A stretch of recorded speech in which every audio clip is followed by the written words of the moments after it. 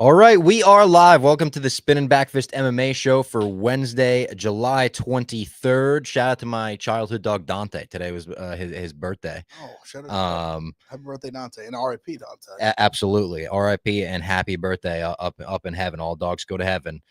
We are here. It's Robbie Fox, Big Ev, and Jack Mack talking a ton of fights, some fight news. Dana went live, announced some fights. Obviously, we had fights this past weekend. Fights this upcoming weekend. There's fights all over the summer. It's the summer of fights, and it's the summer of baseball thanks to Game Time. We absolutely love Game Time here on the Spinning Backfist MMA show. We always use it as the official ticketing partner of Barstool Sports, and there's nothing like getting to a baseball game, especially last minute in the summer. It's a great impromptu date. Even if you're just hanging out in the city, you got nothing to do. Oh, we could get cheap tickets to the Yankee game or the Mets game. Wherever you are, you can get tickets with Game Time. Prices on the app actually go down the closer it gets to showtime. If I pull up the Game Time website right now at gametime.co, gametime.co, this Friday, Anthony Volpe bobblehead night at Yankee Stadium, $64 gets you in. Who are they playing?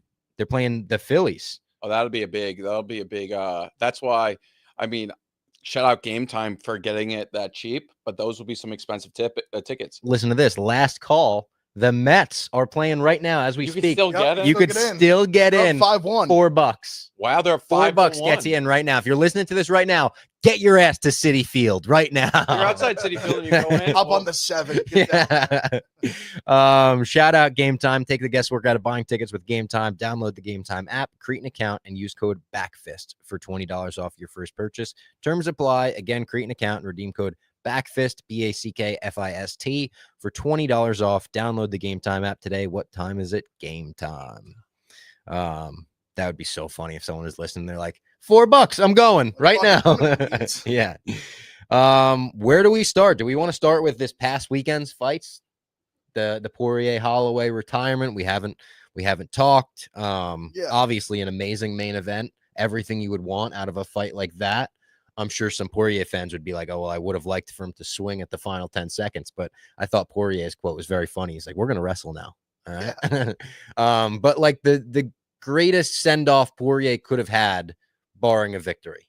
Without question. No, everything the UFC did was incredible. I mean, that video tribute they did with him like in that room and the big screen and watching the messages from his Tim family. Prater and his daughter and his wife. Is it true that WWE does that a lot?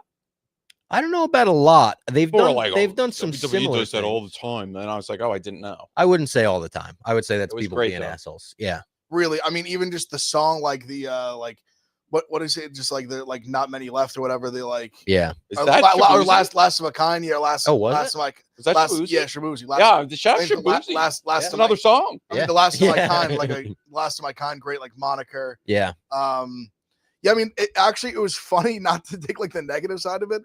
It was funny. I noticed like I think the hype around the violence of the main event was so high that I was seeing like the really deep casuals come out and be like it wasn't like like they were expecting like bloods like full on like carnage, which like I mean the first few rounds were like that. Like the first two I mean, rounds they each almost finished each other. 4 combined knockdowns in the first 2 rounds.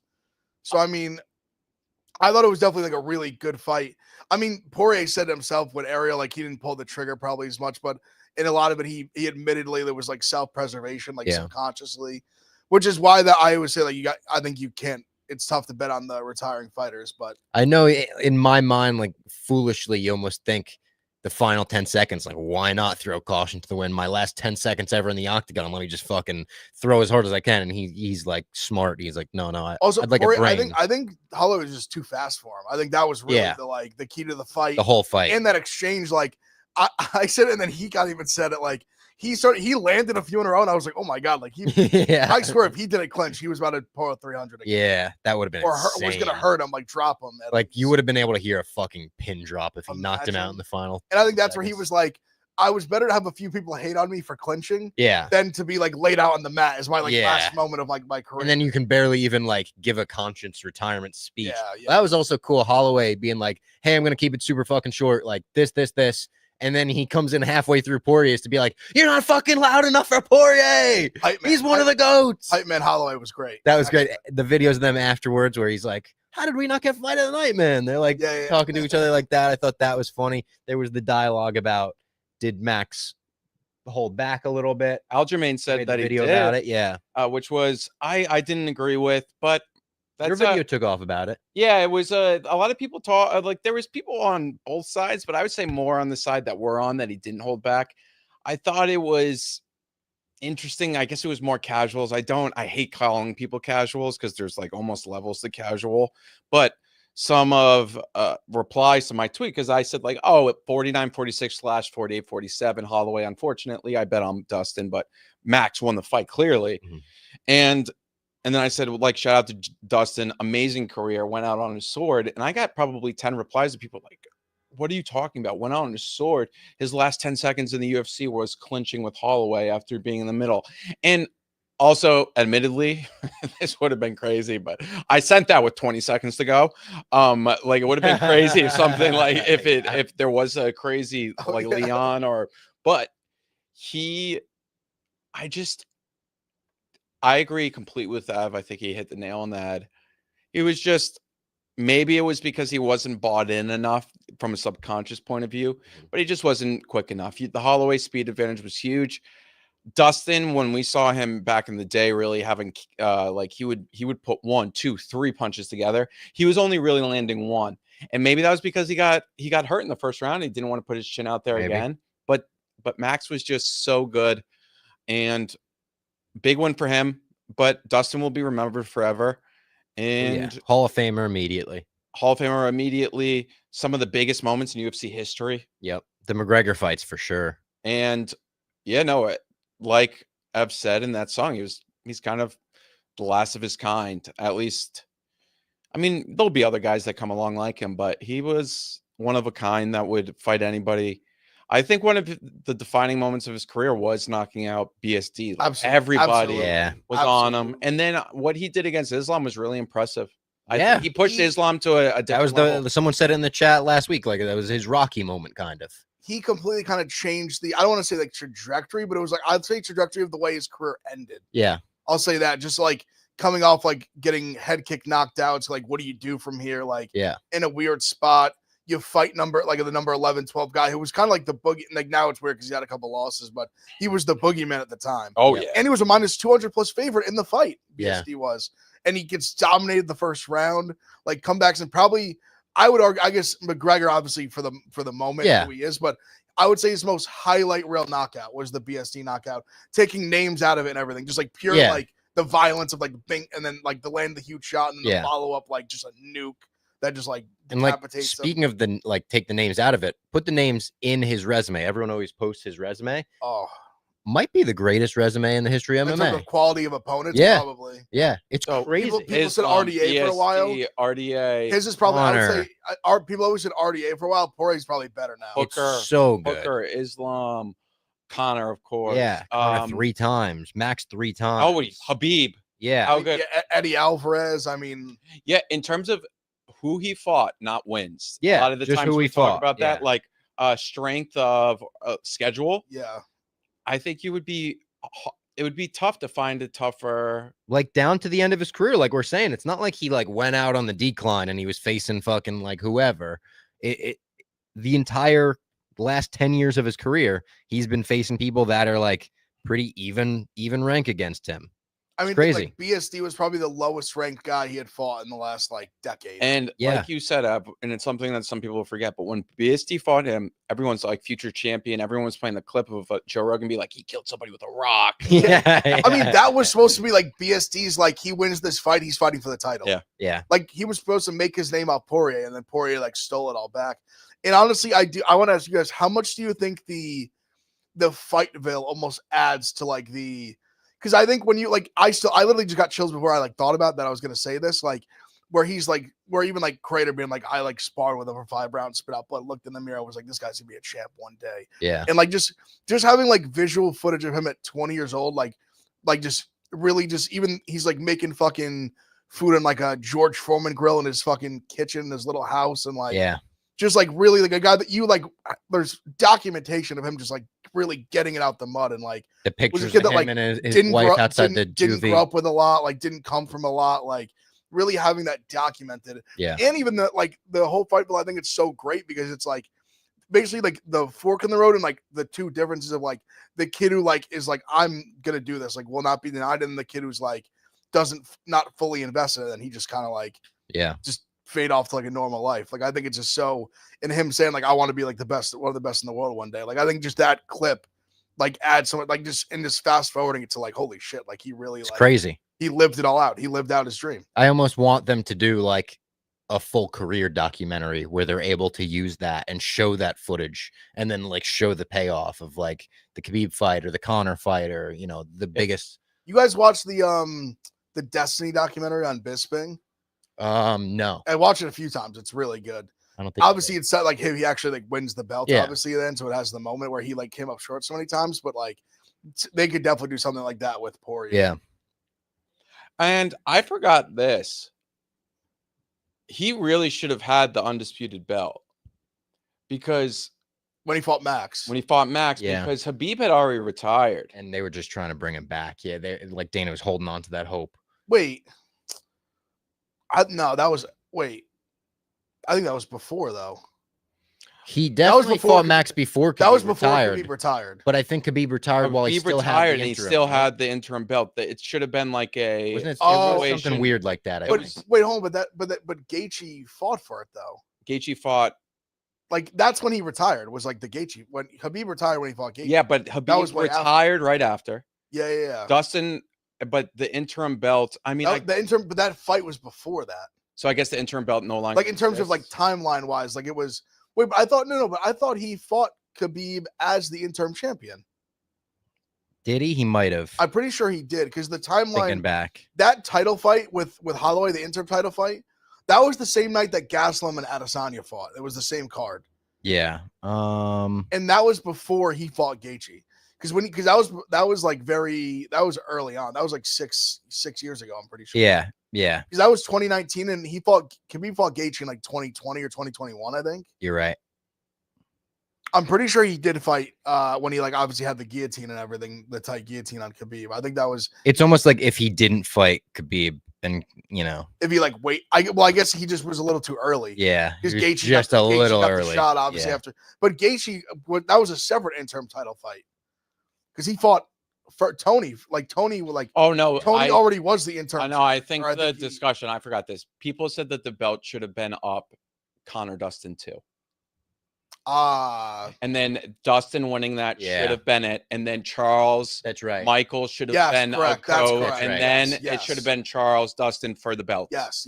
Because Dustin basically took the money fight over the belt. Yeah. When he was clearly like should have had a title. When Conor fought Dustin, Dana was pretty much publicly saying like, imagine Conor wins, we get Conor Khabib 2, like biggest fight of all time. But then also I guess he kind of passed on it again because Poirier was then like, all right, like we're running this back.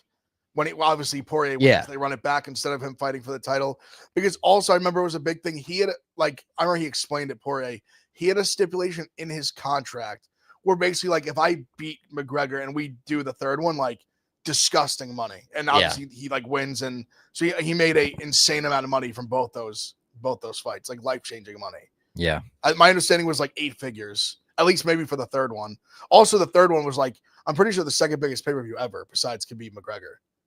I think they might be 2 and 3. Right, I think I think both Poirier McGregors, or I should say Poirier McGregor 2 and Poirier McGregor 3. Yeah. Were the 2 and 3. I know it's weird that it's a trilogy. I know because the one was so much like, earlier. Yeah. But those two, I believe, were the second and third highest pay-per-views of all time. Yeah.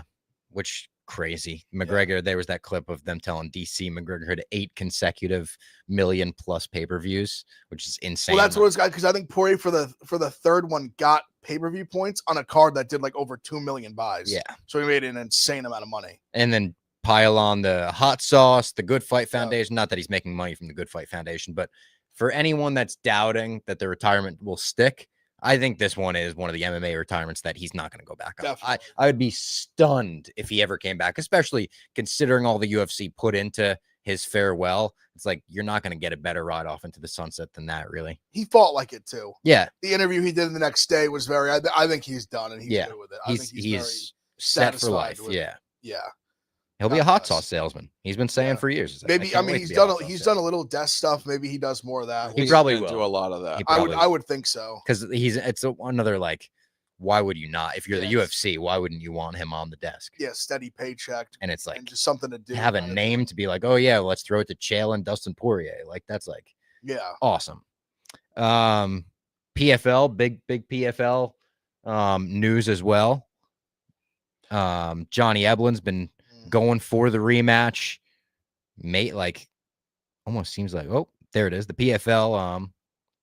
Yeah, and then Costello doesn't like Johnny's saying Costello doesn't want to do the immediate rematch, which makes no sense to me.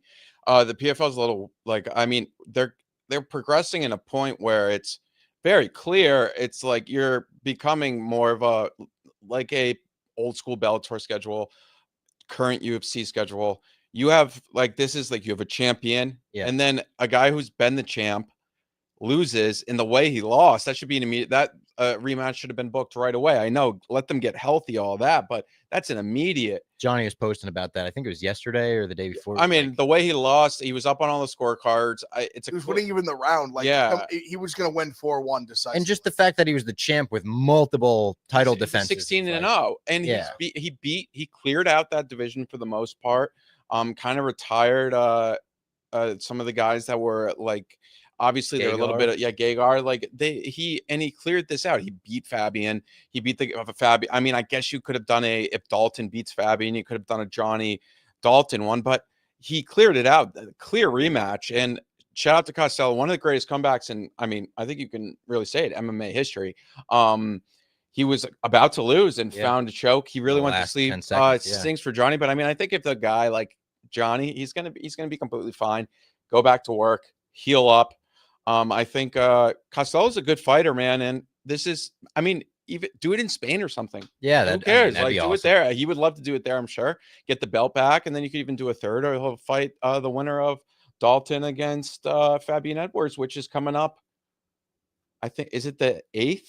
Yeah, I think in August. Yeah, next month. month. And then because the first is that's next Friday, that will be Thad Jean, and that will also be Pinedo against Kubalayev. Yeah.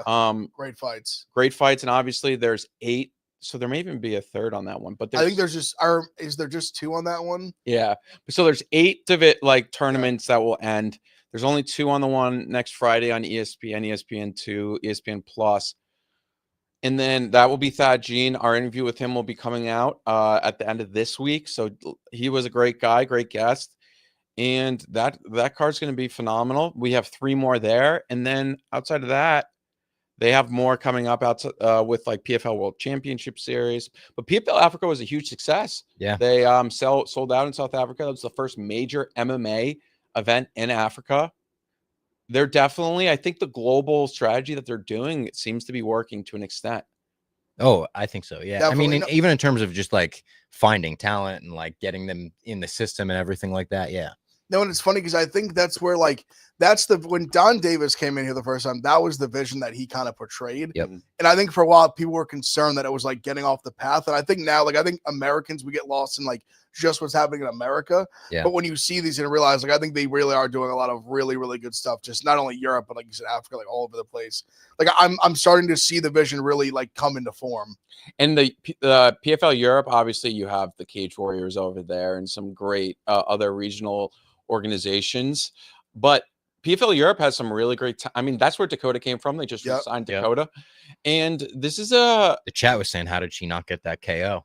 Dude, that woman that she was fighting, Anoba. Yeah. Oh my God. Real talk tough. about a chin. Dakota looked good. I don't know if she broke her hand or not. Also, did you hear what they said after the fight? She's going to Bulgaria immediately to film a movie. Oh, and she's good going for to be her. a princess. Which, Unreal. And she's from like half Bulgarian as well, obviously from England. Yeah, no, PFL's in a that was a great card. Corey Anderson. I mean, talk about a guy that's just like he just wins. 800K. That is, Nice if payday. that's true, 800K to beat Denise Goldsaw. I mean, shout out, Corey, get your bag. Yeah, absolutely. No, he I liked him when he well. came in here. He's a nice fought guy. very well. He was an underdog too in the fight. It's not like he was some big favorite. Yeah. Plus money. So shout out PFL. We love the PFL. It's been fun Also, to I give watch. Johnny, and I shot Johnny a DM, like you see, he's all fired up about it. I said this to Robbie, Jack. It was crazy the way he has so much heart. Like I said, it reminded me very much of the of the Yuri Glover Me ending. too. Like where he was winning, like he just got the choke that was like undeniable. Evelyn literally tried to rage his way like to the bell. Like he just the way he won it tap, you could tell he just was like, ugh. What a beast, dude. I love John. I mean, he'll be back. There were people talking shit on him, and they were like, fraud check, dude. Dude, he got caught. He got caught. I think he gasped for just a quick second. He just got in that bad position, and also, dude, it goes like that sometimes. The amount of times that we see these guys, and it's like, oh, how'd you tap? Like he went to sleep. Like like that's a guy that like blackout before you tap out. Yeah, he blacked out before you. But that's what I'm saying. I give him credit. Like he had so much heart. Like the choke couldn't have been deeper. Yeah. And he was literally just trying to like fight his way, like brain power, like through it. One of my favorite moments of that ever was Bisping and GSP. The entire time Bisping said like, kind of thing. I will not go to sleep. Absolutely like just trying to like mentally fight the choke like with your brain, and just like it just eventually just oxygen just cuts off. He'll be back, but that's a great rematch fight. And in the fourth round, Costello looked really good too. I mean, he hurt him. That may have he hurt him at the end of the round, I thought. Johnny would probably say otherwise, but and I'm not like, it's not like Johnny, like this loss will be good for him, cliche, whatever. But it is like, as a fan, it's interesting to see how does he respond to this? You know, like something that he hasn't faced before. How does he come back? What are the adjustments he makes? Stuff like that. Not that he needed a ton of adjustments. He was winning the fight, but yeah, shout out PFL. We've had some funny chats. Mitt Romney said, "Where's the Gaethje has pillow hand super chat?" We have been getting that pretty frequently. Hot Billy says, "First day at Astronomer next Monday." He's getting hired. New CEO, maybe. What else do we got in the chat? Hit the like button, Hot Billy says. Yup, that's right. Why won't KB No Swag wrestle me? Hot Billy said. I think he's retired. I think KB's retired. No, that's a great question from Hot Why Billy. won't he? Many are asking. Some people in the chat, Dylan saying Max versus Patty. I don't know what they do with Max next. Do you think they do him and Oliveira for the BMF? Did you see? I think so, to an extent. Did you see so Ilya's with the Nelk Boys today. Nelk Boys off of a very controversial interview. Yep. And their first move was to go train with Ilya. Ilya knocked down both Steiny and Kyle. I didn't see the Kyle clip. The Steiny clip was crazy. The Kyle one, he almost like shut him off for real. Like, really? Not actually, but like Kyle, like he hit him and he like fell forward. Yeah. He was like, yo, just like stifled him. And then he told them next is either Patty or Gaethje, which and Gaethje said today or yesterday, if they give me Patty, they have no use for me anymore. Gaethje said that? Yeah, he said if they give me Patty, I don't want to do it. He's like, that's just them telling me I don't have any. They have no use for me anymore.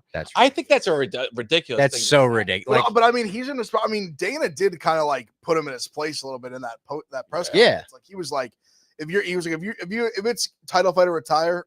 Like he basically was like, go ahead. Like we don't. And I feel like of course he's like that. I just cannot fathom. Like I think it's all because he took the Max fight. That's where he thinks he's justified. Yes. In his mind, he's like, I took that fight. You owe me one. Yeah. But I think that's nonsense. Like I think it's just not how the business works. He got paid. He's like he got paid. He's lost 2 of his last 3. Yeah. And he got a $300,000 bonus for that fight. Yeah. They got a fight of the night. He got $300K extra. Yeah. Like I just think it's crazy where your last win was a guy off the in short notice who was number 11. And he's already had 2 and that was title opportunity. That's like how it's just like where do you cut? Like I would understand if he'd won 3 in a row by knockout. He's like, give me my shot. Yeah, and also totally acting fair. Like you're like above Patty in any way right now, brother. You're on like the same playing field as Patty. Like in terms of stardom, they're like pretty close. I would say. Like yeah. Also, if it's an easy fight, go get your getting win. I think Gaethje's probably revered to the fans a little more, but Patty might even be a bigger like global star. That's up for debate. But regardless, I just think it's crazy to have the resume he has the last like 2 years and be like, I need a title shot. Or like the last 3 times we've seen you fight, you were put to sleep in 2 of them. So what do you like? I don't understand how you can just demand a title shot. So we got all the fights yesterday. Do you think before we get into those, is it pretty clear you think Islam will be in New York, or do you think they'll save him for December? Probably New York. Probably New York. I think it's him, JDM in New York with. Yeah. I mean, I guess that could potentially Throw be Ilya Patty or Pantoja. Yeah, Pantoja. But I don't think they do because I don't think they're making Ilya Ilya's obviously not a co-main event either. You're right. No, it's a good. They're point. not. They're not stacking those No, two. it's I a don't good think. point. I think they could stack Pantoja on one of them. 100%. Pantoja Van would make a lot of sense for New York. That'd be a great like co-main in New York. 100%. And awesome fight. Yeah. Yeah. So Aspinall, I think like I've said in the chat, Aspinall by however I know whatever way he wants. I mean, feel bad. I love Aspinall. I hate to say this, the fight like barely intrigues me. Well, it sucks that Jones finished him so quick because then Aspinall basically has to do the same. Like he has to finish him within the first round. Yeah. Or people will be like, look, like you dragged this guy, like Jones like did him in 2 minutes. Do you think Dana's saying about John, like, I don't know if I can trust him, was negotiating or not? I think he's kind of serious. I think it was I think it was a little serious and a little like, if you can show me your head's on straight for like 6 months, I'll give you this. Maybe. Right. To me, I took it as like it was a kick in the ass. So like, hey, like right now I don't trust you. Yeah. But like maybe if you show me for like a year that I can, or 8 months, 9 months, I'll give you this fight. I brought that up on the rundown. I said, like, we were kind of talking about the White House card or whatever. And Dave said, who's going to be on it? I said, well, like, we don't know yet, but not John Jones. Dana said, I can't trust him with that. And Dave goes, didn't he just say that he would let McGregor fight on it? And I was like, yeah, that's pending. We'll get to that when we get to it. It's fair. Like but he did it. It's funny to see, like, I can't trust John Jones. And then the McGregor like sent him a voice note and he was like, I love it. Yeah. Like all caps. Well, McGregor, anytime he says he's gonna fight, Dana probably just says, I love it. Yes, yeah. I love that. Would love you to fight. Yeah. What were the other Umar again? Not Umar. Sorry. Corey against Merab. Yeah. Dude, the 321 card or 320 card is sick. Yeah. So that's Abu Dhabi. And then the Roundtree fight too. Did you mention that? Not yet. Well, then So no. The Aspinall fight is the second fight. Like that's 321. In October. 320 is Anklea Pereira 2. Merab Sanhagen and Yuri Vegas. Roundtree. Yes, in Vegas. And Yuri Roundtree. Yeah. Like October 4th. October 4th. And then October 25th is Aspinall gone. In Abu Dhabi. Yes, correct. Okay. I was thinking about Merab against Corey. And I just keep thinking about this time last year. Umar really dominated Corey. Do you think it could be any different? Like, I feel like Merab could just kind of do the same game plan. Look, like almost match him on the feet, hit takedowns. And I know Corey's not awful on the mat, but I just keep thinking about that. I'm past the whole like, oh, Corey doesn't deserve the title shot. It's his. Yeah, that's great. Definitely. I don't care about that. I was more saying, like, do you think it's like, what would you line that? Merab minus like 3. I was gonna say like I was gonna say 250 to 300 was the number I had in my head.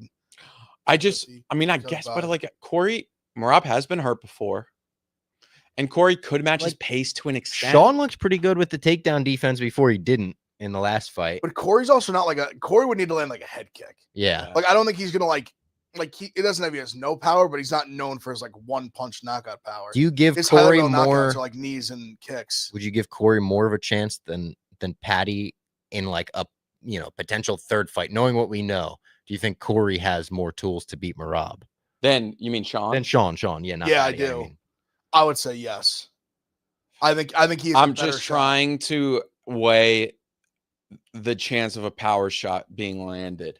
Filmmaker Jeff says Corey might find a knee like he did with Frankie. Well, that's what I was going to say. A knee or kick. Maybe something like that. Yeah. I think that'd be his path. I feel like Sporty says he could find him in 50-50 on the ground while they're scrambling. But I think like Merab does great in those too. So it could be 50-50, which I guess if it's 50-50, that could decide some rounds. Well, you never know. I think, is he saying more of that because he won his last fight on that 50-50, the leg? Yeah. Like that's how he popped Figueiredo's knee out, and that was obviously won the fight. Which is, a freak, and whatever. I was more hearing the 50-50 I thought as like 50-50 the sprawls. He just kept calling it like Corey after he was like, it's a 50-50 position. Yeah. And like you basically have the choice is either like you're gonna come over and it's gonna pop, or you need to like let go and like get out. Yeah. Hot Billy, all caps, don't buy the Lauren Murphy OnlyFans. Come on, Hot Billy. Support the fighters. Support the fighters. Well, Renato did not take the $250K from the settlement, and it seems like everybody was just like, why not? Yeah, people were very mad about that. I don't think if he would have taken it, like Dana would have even known. He It's not like you get put on a list of all the people that took it. It's like There's so many everyone took it people on the list everyone. for Dana to be mad at you. So I mean, he had a big defense and whatever. It is like kind of funny to be like Money Moicano on the Show Me the Money podcast, being like, I'm not taking the money. Someone also, I don't know if this is true, if you guys know more than me. I saw a few different people saying he definitely wouldn't have got 200K. Like that number was too big and like false. Oh, okay. Because they were saying the amount, he only had like a few fights in this time frame. Yeah. And I think it was John Fitch maybe said it. John Fitch? Or Fitch, I'm sorry, Yeah. Fitch. Somebody else too, but they were just saying like no chance he would have got 200K. Like that was like a fake number. Okay. But I don't know that at all. I just was putting it out there. I saw a few different him. Yeah, because the settlement like really depended upon how much you fought during a certain time. So I think he only fought during it maybe like 3 times or something. Yeah. It was like that. I could be off numbers wise, but I don't think it was many times he fought in that time frame. Because he said he got 8 and 8, and his whole thing was like I signed it. There was part of me that like almost understood what if even what he was trying to play more of the angle of like that they don't owe me that money kind of thing. Yeah. Listen, the way the UFC works, I can like honestly to some level understand someone being like maybe the boss will like this. I don't know. Oh yeah. Maybe that's maybe that's like a bootlicker mentality of me to think that way.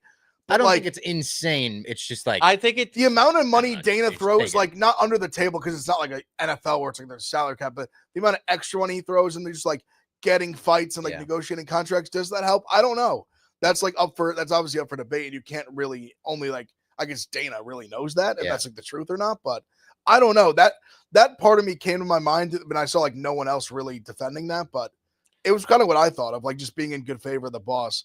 But I also totally understand people being like, it doesn't matter. Like, Brendan Shaw was like, dude, he gambles with that every night. Yeah, just take the money. But to me, it has nothing to do with how much he gambles. It's more just the like, I don't know, just thinking about him positively. The mentality, It's a tough look. It's just like it definitely it's a very like bootlicker view. So that's why I don't want to go like, I guess I'm taking that stance sort of, but I'm also kind of trying to play devil's advocate on it. Yeah.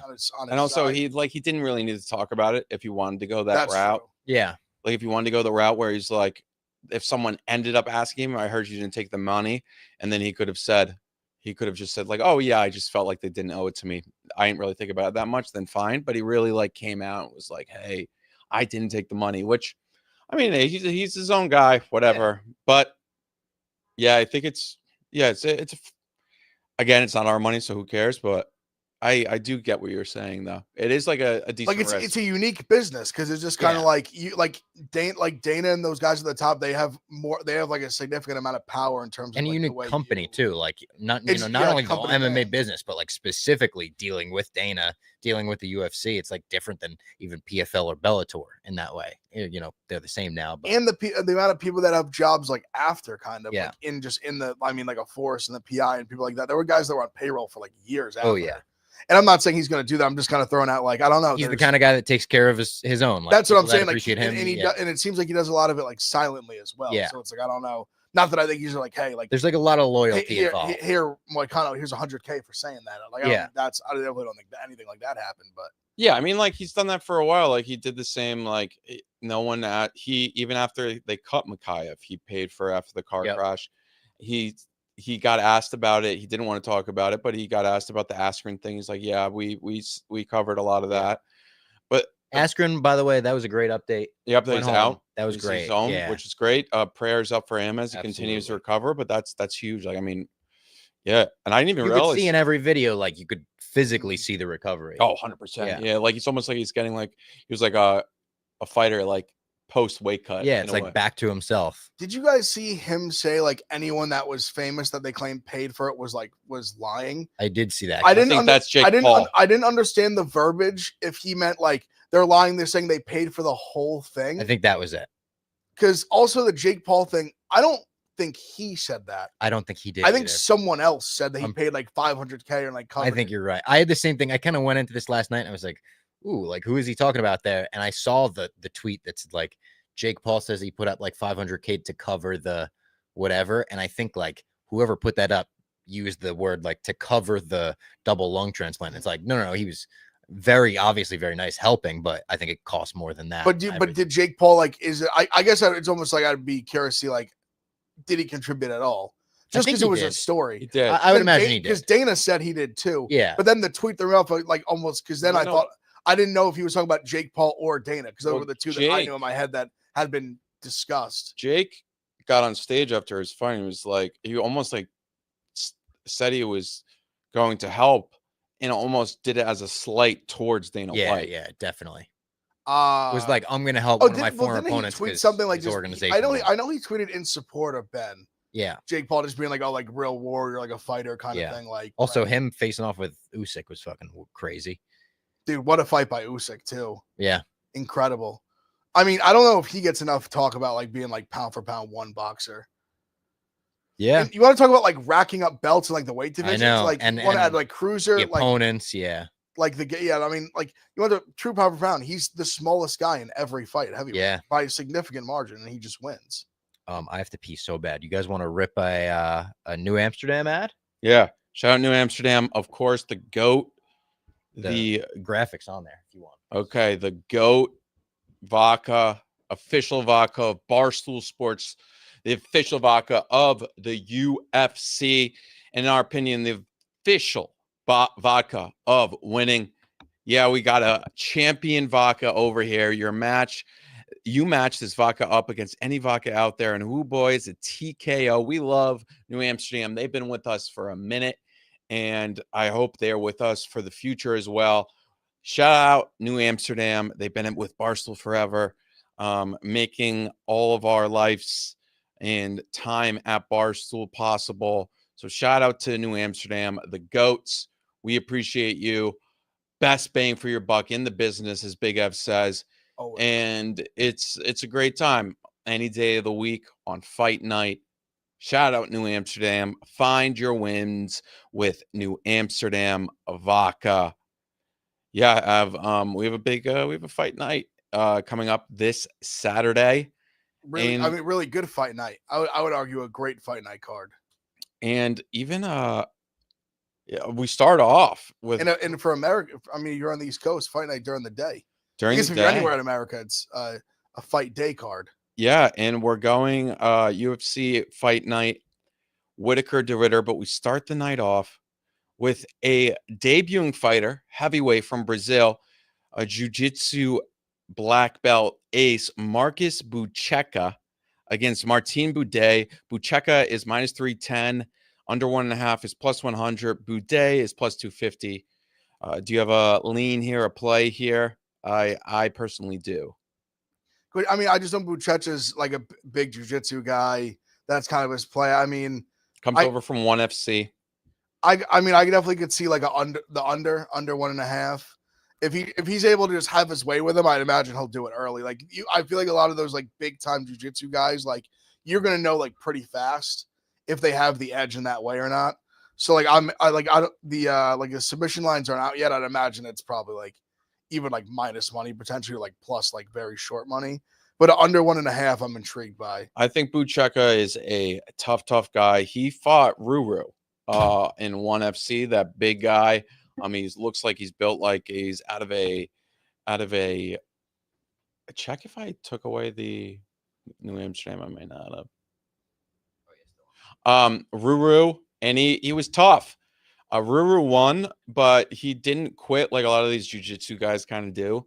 And I think this is easy. I think the UFC knows what they're doing here. I think he finds a finish. He may even get a ground and pound KO, but he may just get the submission. He's really, really good on the ground, like in a way that's spectacular. I'm really excited for him. The line's kind of gotten away from me, but I think he's a safe parlay piece. A shout out to him, Buchecha. Big debut, but I think he's pretty safe here. I'm not a big fan of Boudet. Like Boudet's not a guy that's going to knock you out. I guess if like Buchecha doesn't find a finish, he gets tired. Boudet could find something late, but yeah, Buchecha by any way he wants. What do you think the inside the distance line will be? Like if he's minus 310, I would like, assume I feel minus like 150. That's what I was gonna say. But which I probably still would honestly even play it. I think this is a smash spot for him. Boudet is a guy you can finish. He's not great on the mat. Boudet, he is strong on top though, but we'll see. I mean, I guess we'll see, but I think Buchecha has him covered here. Then up next is Ibo Aslan versus Billy Elikana. Billy Elikana plus 220. Aslan minus 270. Any place here? I feel like Aslan's probably the safe bet. Yeah, I think he's gonna win. I think I think he's gonna be like a little too powerful for him. But Elikana is not horrible. Mm-mm. I actually thought he like showed pretty well in his first fight. And he's not he's got decent, like I think he's got like 77, something like that, 78-inch reach. Like he's got pretty long arms, like decent striker. I just think with Aslan, he'll just be landing more of the power shots, and I think that'll be the difference. Like I think decent chance he catches a KO here. But yeah, I think Aslan wins, but I'm not like super like running to like bet him. But I think It's going to be another war. I'd be shocked if we see a round 3 here. I forgot Elikana was briefly in PFL. Yeah, he was, and then he took Guskov on late notice. Yeah, he was dead by the time he got into the second round. I think he got finished. Yeah, he did submission. Very weird submission. He was just so tired. But yeah, Elikana is like he's long as fuck. Like you said. I mean, Ebo's like a weird fighter. Like he's not really that good. So I guess if Elikana like extends him a little bit, this is his first true training camp. But I mean, this is a tough spot for him. He's American. It's a long flight. Ebo Aslan. Like one thing we have to kind of think about for these fighters is like who's from the Middle East here. It's easier travel. True. Not even just the judges, just everything. But Billy Elikana. I'm not betting Ebo Aslan minus 270. Yeah, for sure. By the way, the chat loves Boudet. Interesting. They're saying huge underestimation of Boudet here. If Boudet gets out of the first round, he's going to win. A couple people in the I think chat that the cardio concerns are over. Like, I mean, he fought Ruru into like it's a different, like, it's not different sports, a weird way to say it, but like he's never fought in a cage before. Like this is a different cage. Like he different fought angles, Ruru in like different. It's a like takedowns are different, but his wrestling is pretty good. I really like Pucheka. Amanda Hebos versus Tabitha Ritchie. The Baby Shark. Hebos minus 185. Tabitha Ritchie plus 154. Is this a spot for Tabitha Ritchie? I don't know how she gets going here. Like, think about it. How is she going to win this fight? How does she win fights? She gets takedowns going. But like, I will say, like Hebos like is just so stupid in fights. Like, she's just so dumb that she could find a way to just get reversed and like lose rounds that way. But she also just loves to fight now, like box, because she's dating Colin Walsh. But I'm not getting involved here. And I wish I had Tabitha Hebos at dating minus 145. Patchy Mix. No, right or no? Tabitha's no, Tatiana Suarez is Patchy. Tatiana, right. Yeah. Tabitha's. She actually just got a fight as well. She's fighting Amanda Lemos and Noche. Right. That's a great matchup for Suarez. I got my UFC gossip confused. No. Callum Walsh and Tabitha are. Yeah, no, they're a great couple. That's right. Yeah, I met them together at UFC X. Forgot about that. Amanda Hebos, I do not know who she's dating. She may be married. Who knows? Davey Grant versus Damon Blackshear is the next fight. Damon Blackshear minus 340. Davey Grant plus 270. Is that a wide line? This is like I like. There's a big part of me that wants to bet Davey Grant. I feel like I've won him a lot at plus money in the past, so I'm like endeared to him in that way. I'm indebted him, and he should have won against fucking Marcos till he got robbed. I'll never forget that. But I just worry that Blackshear can just like he's going to be like so much like bigger, stronger that he's able to just like get him down, take him down, maybe even get a sub. But Grant, I think, is maybe the better, like more technical striker. I think he probably is a more technical striker. I mean, the last time we saw Damon Blackshear, he was getting outstruck by what's his name? Alateng Lee. No. That was his last fight, right? Cody Gibson. Gibson. He got slept by Montel Jackson like really early in that one fight. That was recently. Cody Gibson, sorry. The Cody Gibson against Cody Gibson, he was, if I recall correctly, he was Cody Gibson was looking decent in that fight. But Blackshear figured it out. But he was on it, like Cody Gibson was outstriking him. And I kind of think there's a shot that we could see David Grant do it too. But you are right. If Damon Blackshear just decides I'm gonna like take you down, and he could potentially submit him. Like, I don't know. I'm close. I'm close to a David Grant one. Maybe under 2.5 plus 105. I don't know. Like, because if Grant wins, like I feel like it'd be by decision probably. Yeah. But I could easily see Blackshear winning a decision just with his wrestling. Yeah. Salikov versus Carlos Leal. Carlos Leal minus 470 against Muslim Salikov plus 360. Another line that maybe feels wide, but I don't think I'm going to bet on Salikov in this fight.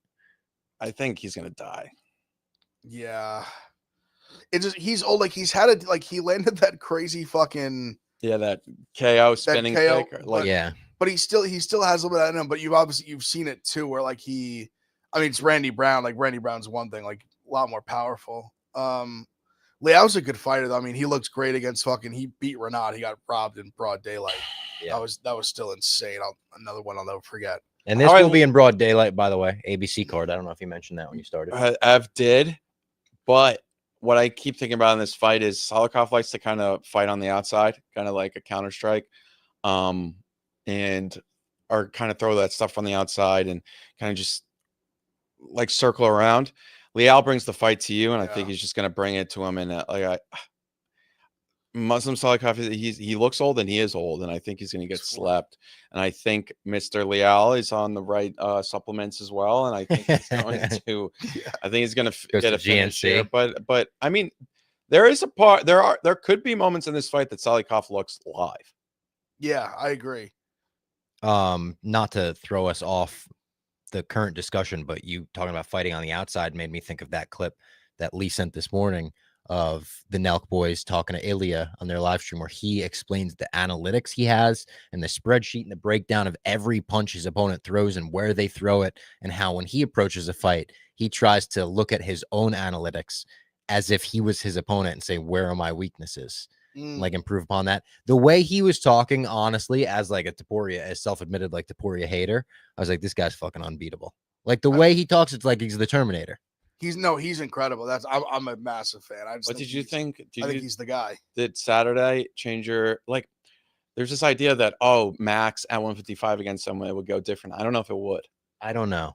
I love Max. I don't know. Max fought decently well against him in the first fight. It's just Topuria. He's gonna find he's gonna land one. You got 25 minutes for him to. That's what I'm saying. Like he's gonna land one. And I also think he's gonna do enough to win the rounds in between. Like, listen, maybe did Max take a round from him? He might have on the scorecards. He did. But like 5 rounds, he's gonna land. It feels like what McGregor felt like when he was a featherweight. Also, he has a chin. Like even you saw it in the Volk fight. Like he has no problem like taking one to give one. Yeah, because he knows like mine's gonna hurt more than yours is. Yeah, and he knows that, is willing to like take that risk and like go in the fire. And with Holloway, like that's how he has to win. Yeah. All right, so Topuria land a big shot. Topuria was up 20-18 on 2 scorecards, and it was 19-19 on the third. That's he still was. He was winning the fight. Like it wasn't like he's like giving up rounds. A shot. Like he still is doing enough damage to win the fight. But you see, like as you're gonna eventually chip away. Like he just hits so hard. Yeah. That he's gonna land the shot that like even in the Holloway finish, like he landed a massive right hand that then like hurt Max. He's like, and then lands the big left hook, and it's like it's over. Yeah, I just think he's gonna find it. Also, Topuria may just have more power up there too. He does. He definitely does. I mean, what he did to Charles was still no one's flatlining him like that. That was scary. He has a touch. He's got the death touch. Bryce Mitchell versus big fight here. Yeah, Said Nurmagomedov. Huge fight. Bryce Mitchell minus 130, Nurmagomedov plus 110. I love Bryce here so much. Do you really? I think Said Nurmagomedov, if it was Said like McGuire, he's not that good at wrestling. I don't think. Like I think like people overrate that, and I think Bryce looked pretty good against John Silva before he didn't. Like no, I mean, like I thought he had moments in that fight where we were kind of like, oh no. Like Bryce was fighting well there. Yeah. And Gene was the better fighter there, but I think like Bryce's schedule so much better. He fought nothing but killers at 135. I think from a perspective of how he loses this fight, he gets ninja choked or he wins. Like I think it's that clear. Yeah. So I'm going to be on Bryce. I think he's going to get the takedowns going. I think he also this is like he held Topuria down for a few minutes, if I recall correctly, like 2 minutes in his fight. I think Bryce is a good guy. He looks like he did the like a good fighter. Okay. Bryce is a good guy. No, he's like a good. I was what he said about a different guy. I thought I meant more. That's a tough clip. I'd like to go fishing with him sometime. I feel like Bryce is a good guy on the mat, of course, and then in his striking's not awful. Saeed will have better moments on the feet, but yeah, from a clear, strictly fighting perspective, I really like Bryce here. And the chat is going crazy over that one. Clip it. They go clip it. Careful, Jack. Send that to Dave. Bryce is. I want it on the record. God, no. Don't do that. Don't do that. I want it on the record. I meant from a like. I don't think Bryce is the guy that I want to hang out with. By the way, or a good guy. I'm still getting like some crazy tweets and comments from being next to Dave in those videos. I just had an interview with CM Punk and Rhea Ripley. One of the comments on that was like, how did this guy get him? He must be a Jewish Nepo baby. I was like, what the fuck? On all my Jack Mac MMA TikToks, I get 1 or 2 comments every time, Rabbi Portnoy, or like it's I'm crazy. I just ignore them. But yeah, of course. No, I still get them. Yeah, no, yeah. But yeah, no, Bryce Mitchell, not a good guy. I do think I just want that on the record. Like I was talking about fighting perspective and how I like him as a bet. And I've bet on some bad guys in my past. Oh, yeah. And Bryce is one of them. Listen, sometimes you bet on bad guys. Yeah. Yeah, I think he wins the fight. I agree. Honestly, the thing I'm afraid of is like just his mentality. Like, are these judges going to be like afraid to give this man a decision? Like, is he going to lay on Saeed for 3 rounds and it's like, I'm not going to let off? And everyone's like, yeah. And me and Jack are just sitting there like just money down the drain. We're just like, yeah, what the fuck? I don't think they should give him the mic. And then we're I'm Yeah. crashing out on Twitter over Bryce Mitchell. Everyone's like, bro, why'd you bet on that scumbag? Yeah, you're like, I'm crashing out over losing a bet that I thought in my head I won. And before we get into the main card, we'll tell everyone where we're betting on these fights. It's DraftKings, of course. We're on DraftKings every weekend, every weekday as well. I faded Clemmer today. You could do whatever you want to do with DraftKings. Very profitable. I know it has been. Incredibly. Hashtag fade Clemmer, my new thing. I don't think he appreciates that very much. Definitely not. Nothing says summer like long days, clutch plays, and firing off a few bets on the game, all with DraftKings Sportsbook. As the season heats up, so do the bats, and DraftKings Sportsbook has you covered with live betting, home run props, odds boosts, and more. So whether you're chasing dingers or jumping in mid-game, there's always action to be had. If you've never bet on baseball before, it's very easy. Pick a guy to go yard, hammer some live odds mid-game, or just ride with your squad money line and hope for the best. No spreadsheets, just vibes and dingers. Here's something special for first-timers. New DraftKings customers bet $5 and get $150 in bonus bets instantly. Download the DraftKings Sportsbook app and use code BACKFIST. That's code BACKFIST, BACKFIST, for new customers to get $150 in bonus bets instantly when you bet just $5 only on DraftKings. The crown is yours. Let's see how we're doing with me versus Clemmer today. Lost. Damn. Yeah, all right, Clemmer did win today. I lost. Clemmer won. That's how it goes. DraftKings. Bet responsibly and all that. Shout out DraftKings. We'll be betting them all weekend.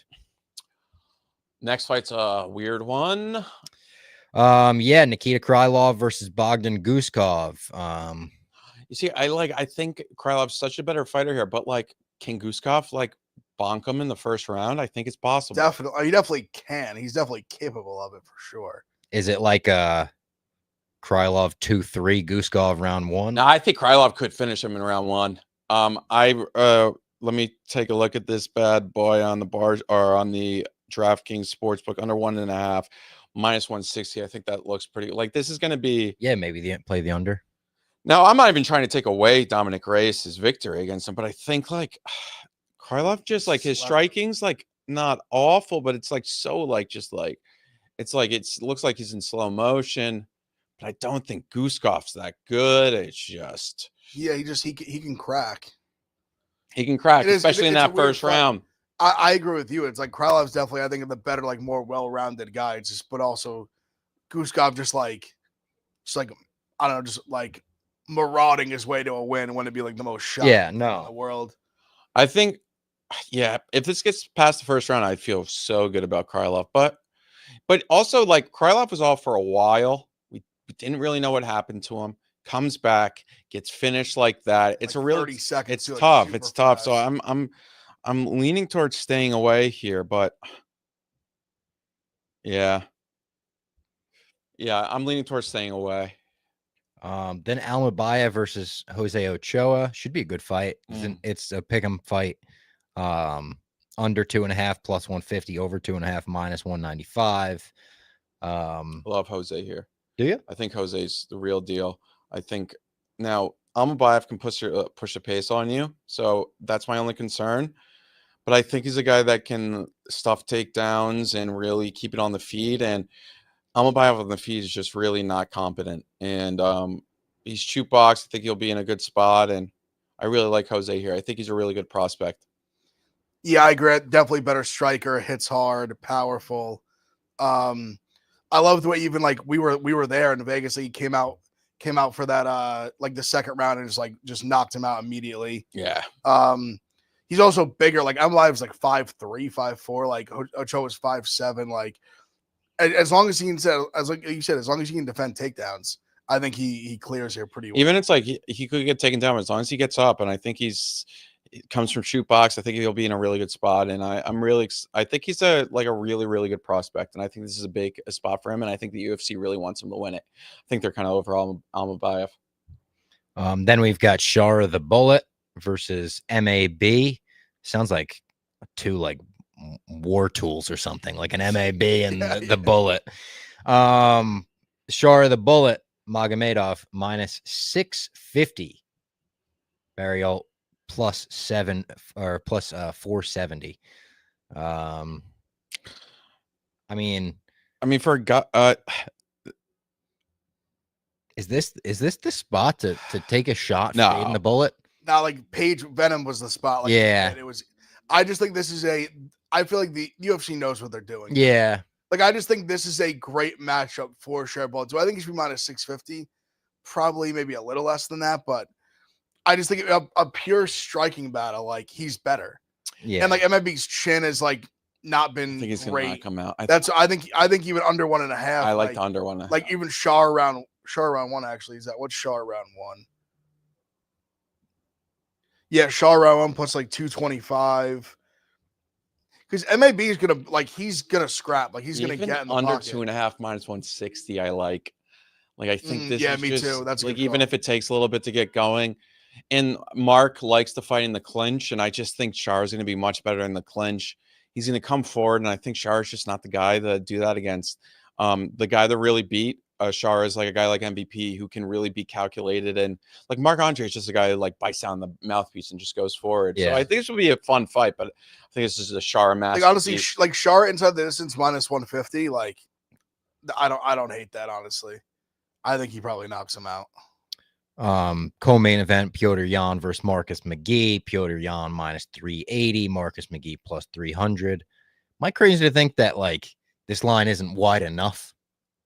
I know it, but I just don't think Marcus McGee has any chance of winning this fight. 3 rounds it's so tough because sometimes Peter takes some time to get True. going. But like, yeah, I'm kind of with you. Seems better everywhere. I think he's better everywhere. Yeah. I think Jan round 2, round 3. Yeah. Jan inside the dis. I think he may find a way to finish him. I think he the level of competition drop and like insane. Like yeah. McGee beat Martinez in like a controversial, like very close decision. Who like not to do MMA math, like got picked apart by like Aldo. Who, Yeah. Like we've seen what Jan did to Aldo in a better Aldo version of Aldo. Yeah. Like I think Jan. I like the like round 2, round 3 look. Even it's honestly crazy. Like under 2.5 is plus 260. Yeah. Like, but even like anything, like a fight doesn't go the distance. But yeah, I mean, I think Jan gets him out of there late, probably. And then the main event, good fight, RDR versus Robert Whittaker. Bobby Knuckles getting back in the octagon. Whittaker minus 162, RDR plus 136. RDR obviously looked great in his last fight. I think this is crazy. Whittaker's too good for him. I think so. Like I think he still levels above. Like, I don't know. Like unless Whittaker is miraculously slowed down a ton from his last fight. Like, are you getting like Askarov vibes here? Yeah, I'm like, what? Like, dude, he's such a better RDR. Like, I like RDR actually a lot. He's not a good striker though. I think he's really not. We're almost overrating it. Like everyone's like, Bo sucks, and then it's like, but the guy who beat him's now plus 130. I get that it's kind of like the DDP aspect where it's like, oh, he's kind of built like him. He can be physical. But here's the thing. DDP striking is so much better than RDR's. Yeah, and I for think sure. Whitaker, that's what really gave him the that next step, that next level against him. I think I think this may be like a smash spot for Robert Whitaker. I kind of agree with you. And also, he was fine on the mat against Hamzat until he got his jaw broken, which I mean,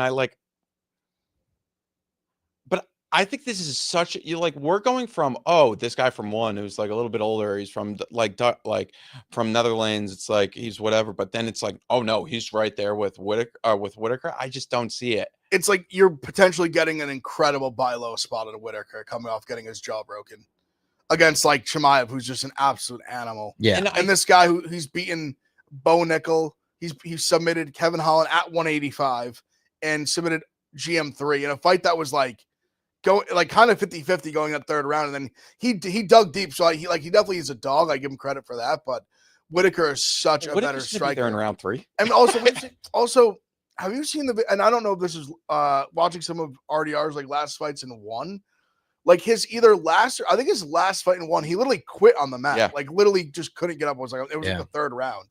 So I think even if this goes like deep, like I love Whitaker in like the late rounds if it gets there. And I think Whitaker knows that if he wins this, he's right there. Yeah, and it's like it's a great spot for him, where a guy who like his resume isn't like insane, but like just the hype Bo Nickel had, like you can kind of take all that from him, taking it from Bo Nickel. I really thought this would be like -200, -220, which I think would be like a bit more fair. I think it's like the perfect like so high in RDR, so low in Whitaker. Like we've seen Whitaker, like the Askarov fight with Askarov was kind of like a similar line, a similar thought process. Where like Whitaker, like he didn't look good, like he's on his back end, and then he comes out and knocks him out in like the first like minute of the fight. Yeah, I don't know if exactly that's gonna happen, but I tend to agree with you. I really like Whitaker to win.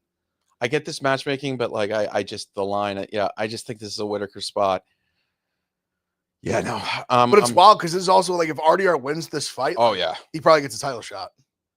We're probably looking at a RDR fight. Yeah. All right. That was UFC on ABC breakdown, the Spin and Back Fist edition. We will talk to you next time.